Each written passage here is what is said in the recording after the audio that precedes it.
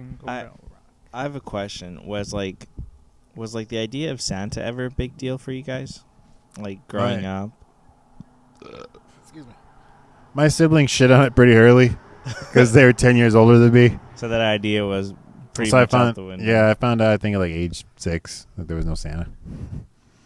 I remember finding out it was pretty natural for us. We found some presents in the closet, and they said from Santa. My mom tried to play it off like, oh, he dropped them off to make his load lighter type of thing.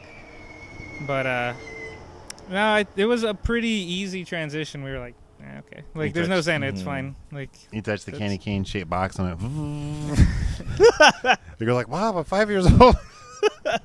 Our grandma got pretty pissed at my mom, though, for some reason. I think she was just being contrarian. She's like, why do you want to ruin their imagination when they're so young? And it's just like, Yeah. they found out on their own. Like, it's fine. We were pretty... They were going through my closet. They had no business in my closet. they're being little assholes, so... It's their fault. You reap what you sow or something like that. Damn right. We got the presents all the same. Yeah, it's like it makes no difference. Mm-hmm. What about you? Is that a heartbreaking moment? Oh, no. It was like, I think it's because I was so young.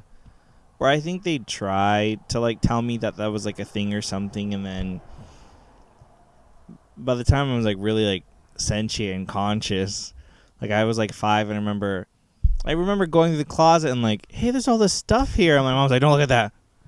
And then, like, I clearly had an image of what it was. This is maybe, like, in November or something. I just remember seeing it. And then... coming Christmas Day, opening up the stuff, and it's like, this is exactly what I found a month ago. And then I remember I got bikes, I think, when I was like 5 or 6, and then I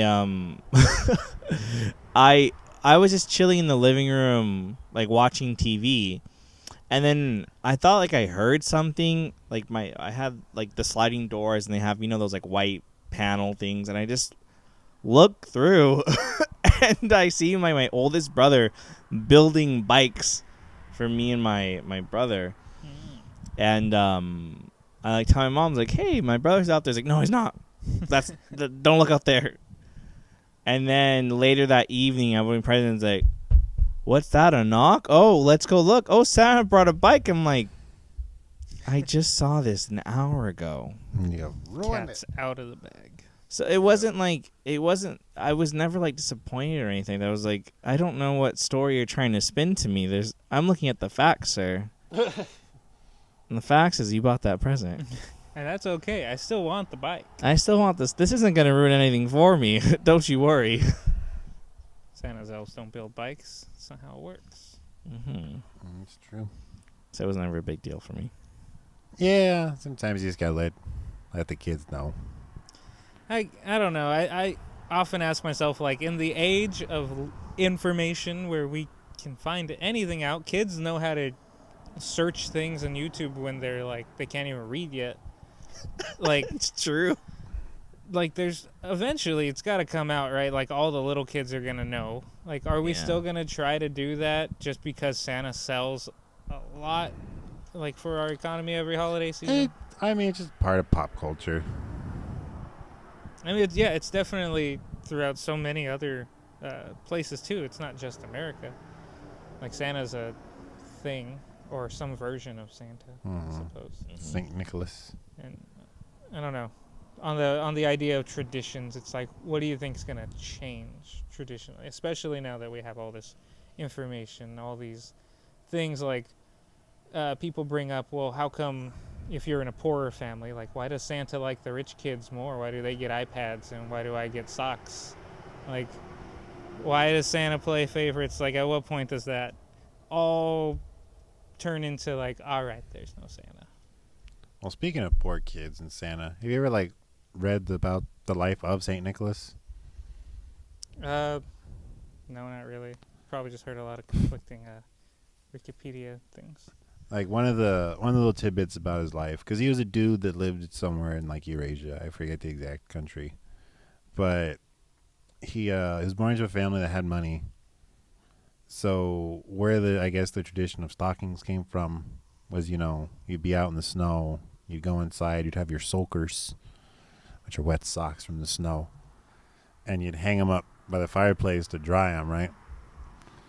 And so I guess around the time of Christmas, he would go around, and the families that were poor and couldn't afford things, he would just like chuck money in.